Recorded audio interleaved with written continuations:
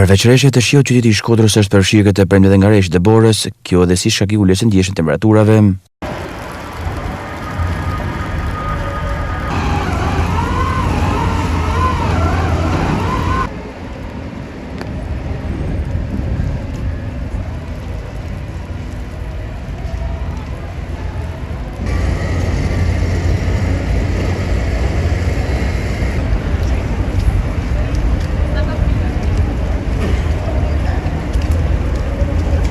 Rreshtë e borës zgjatën për disa minuta në qytetin e Shkodrës, me pas qyteti u përfshi përsëri nga rreshti shiu, një situatë që vjen të tillë për disa ditësh.